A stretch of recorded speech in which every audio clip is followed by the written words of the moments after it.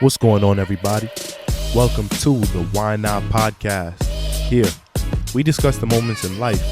We ask ourselves, why not? Before leaping over obstacles and ultimately pursuing something great. Today, I have the honor of hosting the remarkable Shakima Wimbley from Fort Lauderdale, Florida. Shakima is an Olympic track athlete who is a proud alumna of the University of Miami. She is a two-time U.S. champion as well as a one-time world champion. Her journey from the collegiate level to the international stage is a testament to her exceptional talent and dedication to the sport. Join me as we learn about Shakima's experiences, achievements, and lessons she's learned along the way in this special episode. My motto is why not, and I always stick by it, regardless of what people say, what is possible, what's not possible. I continue to think why not, I continue to strive to be the best I can be. What's going on, Shakima? How you doing? I'm getting you. I feel good. I feel amazing. Good. I'm just so thankful. First off, I just want to say thank you so much for taking the time out of your day and just being on the show with me. I really appreciate it so much. Thank you a lot. Thank you for the opportunity as well. Yeah. I'm Yeah. glad you're here. Glad you're here. So, what was the biggest why not moment in your life? I feel like I've had a lot of those, but the ones that stuck out the most to me was my 2019 US title. That year had started out very rocky for me, and the year previous to that, I had already won a title.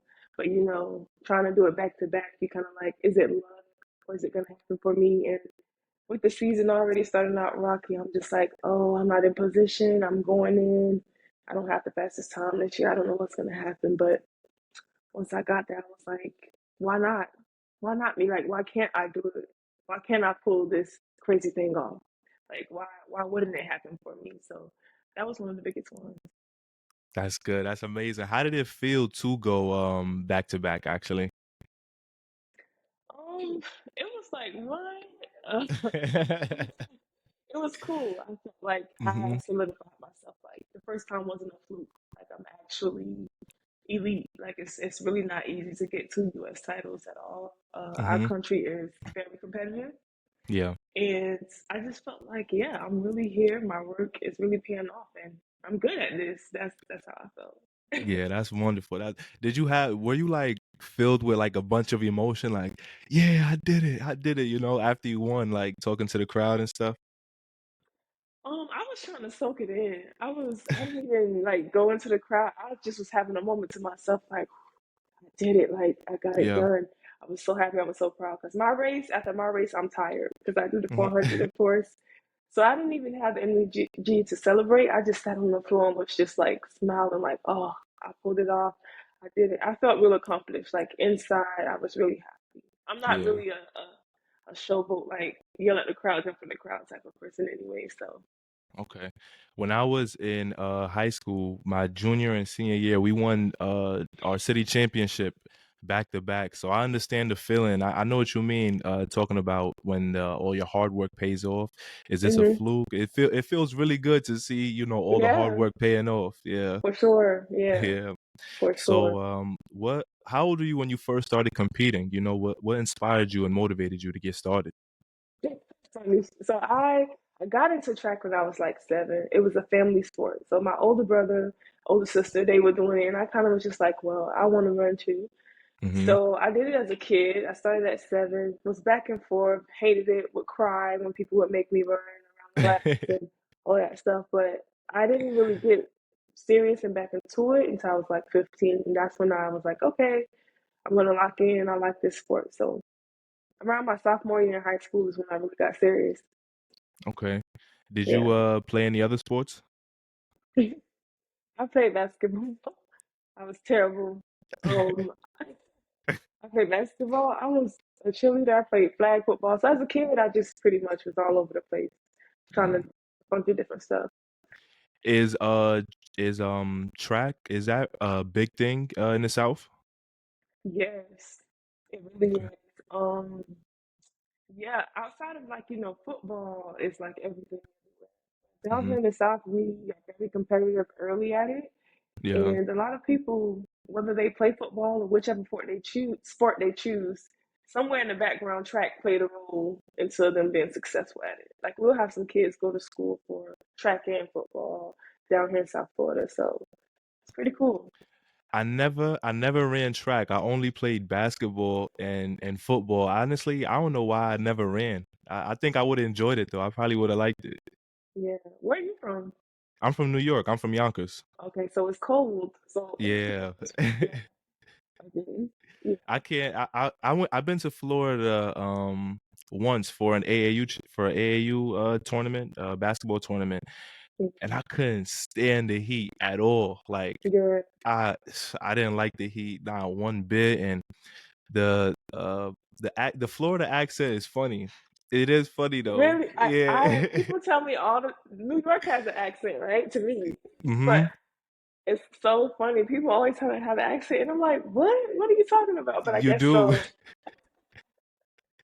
It's hilarious. I love the way people from New York talk. Like Oh, it's thank so you. like rough and like aggressive. So funny. But yeah. Mm. Yeah, yeah. So, what do you like to do to prepare yourself for a big race? How does Shakima prepare? Preparation for me is just like locking down, like shutting the outside world out almost. Like I come off social media. I just really like get in tune with my faith, like reading my Bible. I talk to my family a lot so they can like, you know, give me the positive energy and encourage me and remind me, and that's just kind of what I do. I probably watch like some old races and just remember, just think about all the times that I did win, and that's pretty much what I do. That's Or cool. That's listen to cool. music. Yeah. Yeah. I was just about to ask you, what's your playlist looking like for game day, for race day? My my playlist is all over the place, but recently I ain't gonna lie, like I've been trying to like stop listening to a lot of like secular music Hmm. lately. So really like just like jazz or just like these like instrumentals. It's the weirdest thing, but it's I'm being honest. That's probably what I listen to right now. Or like some church music, gospel, like Okay. Maverick City, that Yeah. type of stuff. Yeah, Yeah, okay. You and my sister definitely got the same playlist. For real. yeah. hmm What kind of instrumentals though you into? Like, well, what kind of jazz? don't make me lie on this. You know when you go on Apple Music and Yeah. you will I'll like hear one that I like, and then I'll just create a station from that one and Mm-hmm. just save them. So it could be classical jazz, it could be hip hop jazz. If I Okay. really like how it sounds, I'll just save it to my playlist. I'm new to it, so I'm not like, oh, this is specifically what I like. Okay. Yeah. All right, that's cool. That's cool. So in life, sometimes when things are rough and people are afraid of facing big challenges, they kind of run away. hmm Does being a sprinter, is there a correlation between your sport and facing your fears or running to your fears head on? Sure. Okay. Sports is like nerve wracking. Uh, I think competition just riles up in adrenaline. You get nervous and like fearful because you want to win. Mhm. And with sports, you cannot control the outcome. Yeah. All you can do is like give your best effort, but it's hard to settle on that when you want to win and it's a win on the line or a goal that you want to reach on the line. It's really scary. It's hard to explain if you've never done sport. But Mhm. you don't have a choice. Like you have to stand in it, and sometimes it's so scary. Like you will be before they take you out the race, or when you're in the car, when you just sitting back there, panicking, or you just like, oh God, I'm ready for it to be over. I don't know if I can do this. Why am I here? And stuff like this. Mhm. Crazy stuff go through your mind, but it teaches you how to step into being uncomfortable and actually having to execute no matter what your emotions or your mind is telling you. Yeah, wow, that's wonderful. When you first started out, were you kinda, like, nervous and stuff before your races? Same. Oh, I'm like okay. one of the most, it doesn't go away, you just learn to manage it. I don't think that'll ever go Mm, away from me because I like to know outcomes. I like to know if I do X, Y, and Z, then X, Y, and Z is going to happen. That's just yeah. my personality type. But with sports, like I said before, you cannot control any of that stuff. So that's me because I set my goals really high. Like I have Mm-hmm. high expectations for myself. So I get nervous when it's time to actually execute it, when my dream is on the line, but you get used to it. So I could just imagine how nerve-wracking it was going back to back then. Honestly, I've been to the point where I'm almost in tears because of the Wow. nerves and like the anxiety and the anticipation, the days Mm-hmm. even before, and you thinking about it. Is it gonna happen? Can I, so it's a part of the game. I think all sports have it. Some people, it depends on how you use it.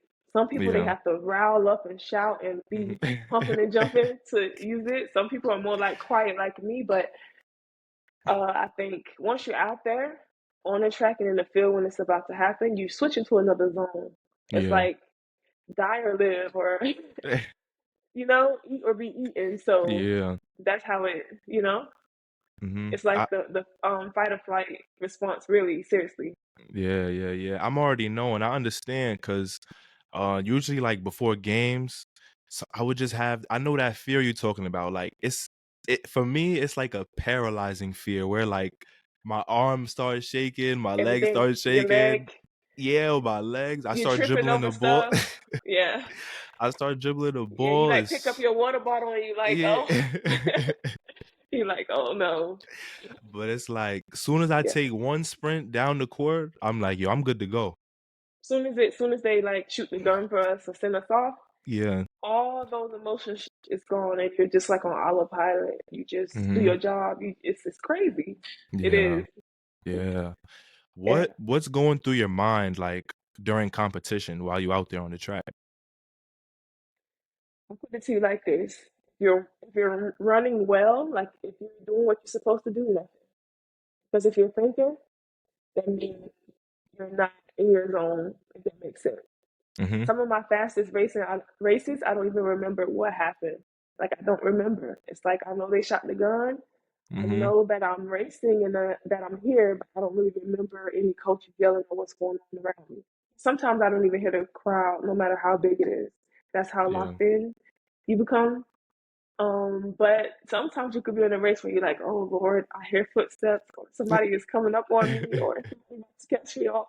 If you're thinking like that, you're not in your zone, and it's probably not going well. Damn. Wow, Yeah. wow. How do you try to, empower young girls and women through your sport? That's something that I really wanted to get into like more, but I just try to lead by example. And any young person that try to come to me for advice, I never act like I'm too good to speak to people. I try to like share some of my stories. I talk a lot about what I go through as an athlete, or Mhm. what I've been through, or what's been happening for me over the last 3 seasons. And mostly just lead by example, really. Just try to lead a life that I feel like young girls like where I'm from, or anybody who support me can look at and say, get something out of it, if that makes sense.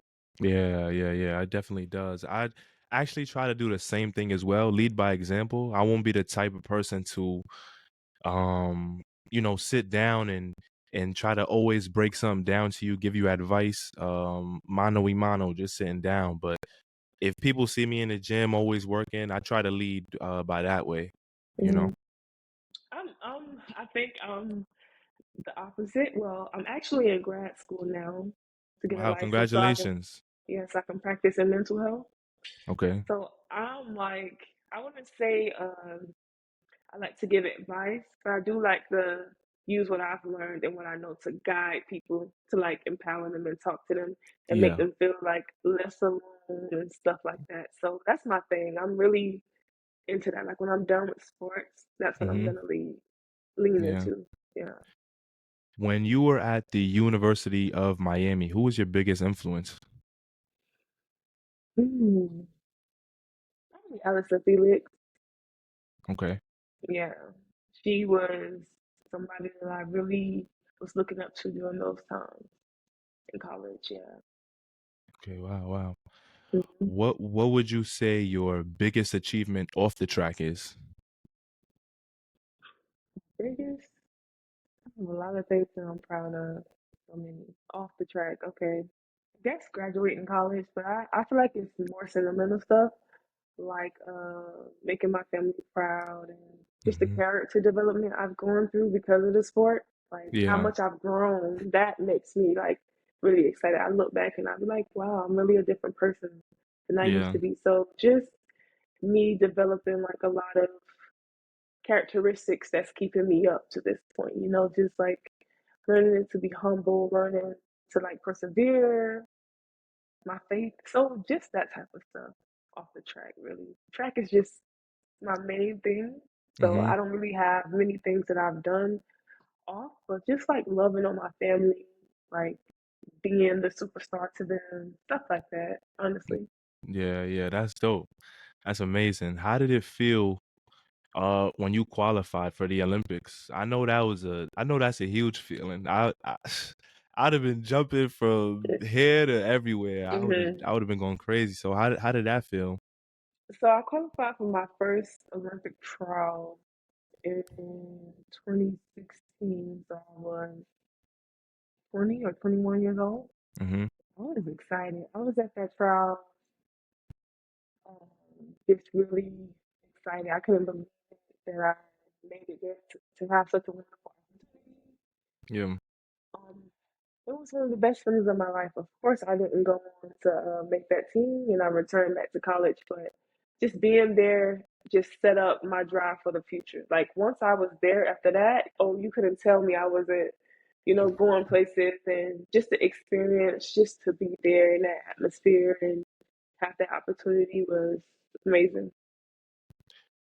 So going back to back in US champ and winning one world championship, what's it like being around all those other athletes?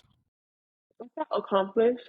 I felt blessed, chosen by God, really, because I remember watching these people on TV, almost stalking them. Like I had posters of these people in my room, Wow. and just I used to always imagine like what they're like or what they speak like or what's life like for them, and then to end up in those spaces with them was, I can't even explain how I feel. I just felt like, wow, I'm meant to be here.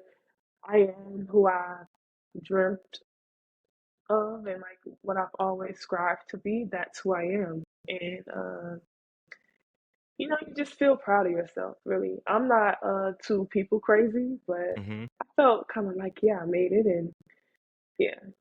Wow, that's amazing. Hmm. That's so dope. So what um what is your biggest why not moment taught you about just working hard and just continuing to stay the course of what you got going on? Oh man, never like give up. I don't care how bad it gets. Like I don't care how many times you fail. Like always figure out a way how to put the next foot in front of the other. Or like if the sun arrives, that's a new chance. That's how I Hmm. see it. It's a new day, it's a new chance. I don't care how shame you may feel, how bad you have messed up, like you just cannot stop moving because eventually if you stop moving, you automatically lose, right? But Yeah. if you keep moving, keep plowing at something, you're gonna get something out of it.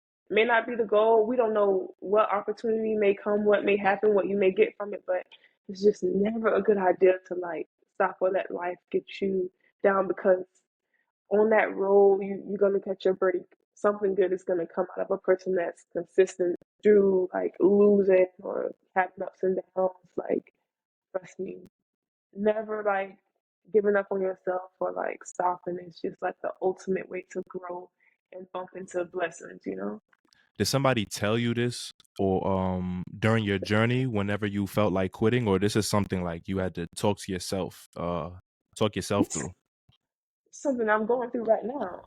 So since those last two world championships, no, since my last world championship and my last two U.S. titles, when COVID hit, so that was COVID year.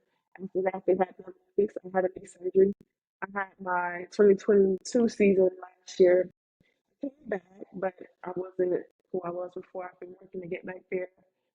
This season is still not quite where I want it to be, but I have the USA Championships next week that I'm going into, and I am not the favorite. And it just for me when I first went pro, everything was great. Like I came out hot and was just taking win after win after win, and my career was just going great. and then to be in that position and then to just fall off, in a sense. Mhm. Yeah. It takes a lot to keep going. It takes a lot of courage. It's a lot of character building.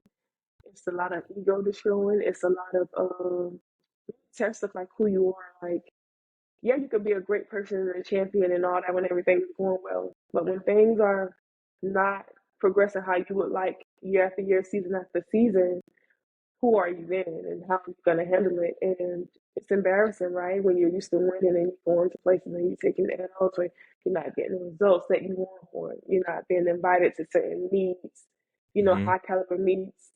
It's not the easiest, but I'm just like, I have a belief and I'm stubborn to an extent. Like, I don't quit. Like, I don't stop until I feel like I've given my best or I've reached my potential or I feel like God is just like, okay, let it go. So that's just been my process over the last 3 seasons is keep going. Like you take an L, you embarrass, whatever, you cry here and there, but when the next day comes, you pick up, you keep working hard. And that's just my belief system. Just even like from when I was a child, like that same recipe is the reason why I'm here now. I Mhm. just didn't know it then. So Yeah. Yeah. You're a very strong person. yeah, thank you. Yeah. Those surgery were those your biggest setbacks? What, my knee surgery? Yeah. Yeah, because it's the reason why I missed the Olympic team, right? And Mhm. I wasn't a super injury prone person in college or really at all. So Yeah. having an injury is new to me. It's new territories and navigating through it is just like it was tough. And Mhm. just the mental part of it. You like my body is physically okay. I'm training Mhm. well. I feel like I'm just as good as I was before, but the mental part of it, right? Oh, Yeah. am I gonna be as good as I used to be? Can I do it? You go through that whole, and it's not easy. I'm speaking to you now, but I'm gonna be realistic. I still like this season. That's kind of been the issue, just the fear and just the mind part of it. Like, my coach is telling me I look great, killing it in Mhm. practice, but I get to the competitions and it's like I don't know, but I Yeah. think my motivation just comes from just knowing that you know I've been in a position, I've been behind and have to catch up. And great things happen to great people, and my faith keeps me going. I know I'm one of the most talented people that the country has to offer, For sure. and I'm just gonna keep going, until I do what I need to do to get where I'm trying to go. Yeah.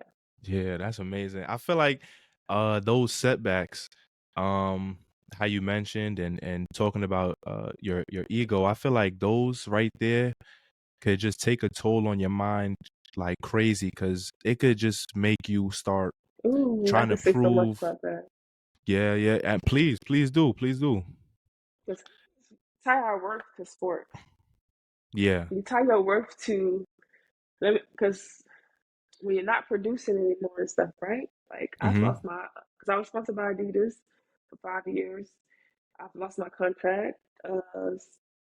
I People tend to treat you different, and an Mhm. athlete, sometimes our whole identity is tied to being a champion and being the best, and that's we only feel like we matter when we're winning and people, all the hype and all of this validation seeking and stuff. And I'm just keeping it real because I didn't realize that about myself until I was in this predicament. Like, you really care Mm. what these people think. It really affects you. You really want, when people say like, people sleep on me and all that, you really like all that stuff, like the respect stuff. But I had to really, it, I, I feel like this happening to me was beneficial to me as a person, if that makes sense. Like it was hard as Mhm. an athlete, but I'm just less, like, I'm not as shallow. I'm more appreciative. I'm more calm and poised and just more grateful and in a moment and just the tenacity I was able to develop because nobody wants to feel humiliated. Nobody wants to feel embarrassed. But athletes, we tie so much of our worth to this that sometimes, like when you see when it's time for people to retire, they don't really know who they are, what they want to do.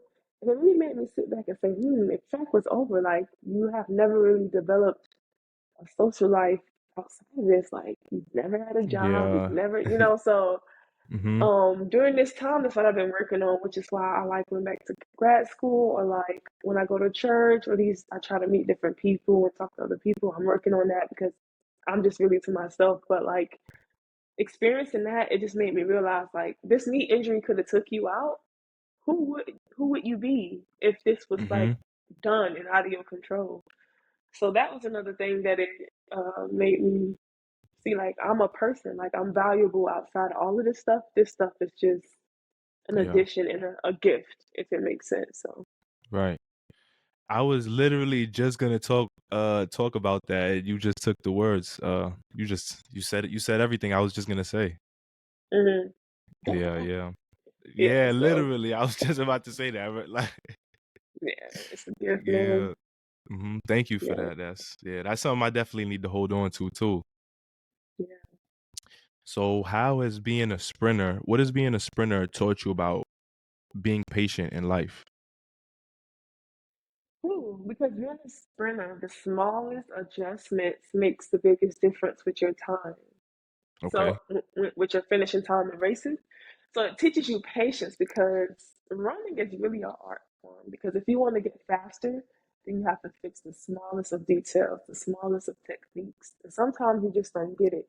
Sometimes you're trying to, oh, your coach tell you do something, you're trying to figure out, but you're trying and it's not working. So it just teaches you to like keep working at something and like your time will come eventually, or you'll hit it eventually, or you'll learn. It just teaches you like consistency. And honestly, if you Okay. want something bad enough, you kind of just do what it takes to get it done. And a part of that is being patient, really. How do you get to whenever you're feeling overwhelmed, either in about a race or about life or adversity you facing, how do you try to get to that quiet space in your mind? I don't want to come on here acting like I have it all figured out. Um, how I do it is really just my faith, and I let myself feel. Like I'm not a person to Okay. suppress my emotions at all. Right. I just I cry or I do what I feel is necessary.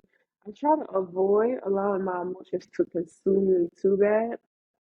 But to get to that quiet place and remind myself, I just try to go to a space where I have grace for myself. Where I be like, if did I try as hard as I could, or I try to look at the lessons I can learn out of stuff and keep going forward. But like right when it happens, I'm just like everybody else. I get frustrated. I get sad. I get mad and stuff. But I allow myself to feel. But I also hold myself accountable and just live a life where I realize like you only have two choices. You can it's up or down, on or off, left or right, right? So it's either you stay there and sulk and feel sad, or you just talk to somebody that you trust about it, cry, let it out, do whatever you gotta do, and move forward. And I think prayer really. A lot of people when they hear Jesus and they hear God, they just like, oh, here go another one of Mhm. those people. But Yeah. I I know what but you mean. yeah, like Like, they you about know, to start chatting my head off. here go the preacher.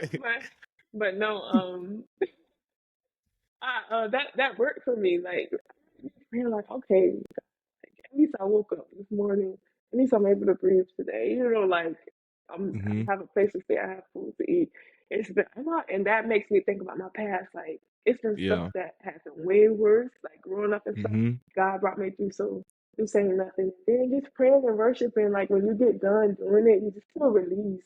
Like it's Mhm. relieved. Like I'm protected. I'm Yeah. guided. Like so that's my Yeah. thing too. You Yeah. know. So Yeah, I yeah. understand. Here she go preaching again. Here Yeah, she and go they now. go start trying to. Everybody has their own way. It's like nobody's Yeah. trying to force this down your throat. I'm not trying to force you to, Uh, I'm trying to tell you the real, but I'm not forcing. I hit yeah. dog holler. Yeah. So As yeah, an athlete, I don't really think people understand how loud it is in your mind before it even gets quiet. Like, your mind is not your friend. it's a Like, battlefield. it's What? a it's a fight. When I tell you, you never realize how many negative thoughts You have until it's time, until you need your mind to support you. Like, Yeah, why are you telling yeah. me, oh, I'm scared, I can't do it? It's like your mind process everything that can go wrong before it Mm-hmm. processes what can go right, even though things have gone right multiple times in the past. Multiple But their times, mind gonna be like, but a remember that bunch of one time times. that Yeah. you this was gonna happen today. You're not ready because you forgot to do this thing or you ate bad last week. So if you run, like your mind Yeah. just gets going crazy on you. So it's a honest effort in teaching yourself to like rewrite that lie. No, I'm gonna be good. That's not true. Like you Mm-hmm. really be fighting your thoughts, like sitting there, like Yeah. like no, leave me alone, go away. This right now, So that's how it be. It's so real because sometimes this might sound funny, but like sometimes when it's so loud in my head and like I'm trying to fight it off like before a game or something, or like in general, I could just be walking and a negative thought might just come in my head. Mhm. I will start shaking my head to try and get the thought out. I'm like, Like no, nah, like like I'm looking crazy right now. next thing you know, people Yeah. looking at you like, you good? Yeah, Yeah. all right, I'm cool, I got it. So it, That's how it really be. yeah, I literally like, I'm like, man, no, not today, or I'll just try to like distract myself. Hmm. Yeah. There's actually been a book that I've been reading. Well, I read it already. It's called Win in the Dark by Joshua Hmm. Metcalf. And the book is about a boy who's trying to be a highline walker, and his grandfather is walking him through it and letting him know that it's all going to be a mental challenge. Everything's going to be a mental battle, and each chapter is like basically strategies to help you fight that voice in your mind. And he labels that voice that's not for us. He calls it the little man voice. And he Hmm. just tells us that we have to use a lot of love, a lot of positive self-talk, and just a lot of self-belief to try and fight that voice in your head. If you get a chance, you should try and read it. Okay, what is it called? Winning in the dark. Win in the Dark, yeah, by Joshua Win in the Metcalf. dark. Okay, Yeah, I'll check it yeah, out. yeah, yeah. You will love it. You would Yeah, enjoy it. So yeah, before I get to my last question, I just want to say thank you so much once again for being here and just taking the time out of your day to just chop it up with me. I appreciate it. I've been having a lot of fun learning from you and learning about you. yeah, It's been so dope. yeah. My pleasure. I Yeah. just I love this type of stuff. It's just fun to talk to people and to just I feel like not enough people share the real and like want to be relatable to other people. And I think it's just always an opportunity. And like I said, you were saying some really calm words to me, and I was just like, you know what? If Hmm. this person sees these great things in me, then I'll be glad to have a Yeah. conversation. Yeah. Yeah. I appreciate it. So, what has, what has all your failures taught you about wanting to keep going, wanting to keep pressing forward, wanting to keep enjoying the process? What has all your failures taught you about that? Your failures teaches you, expose you to what you love.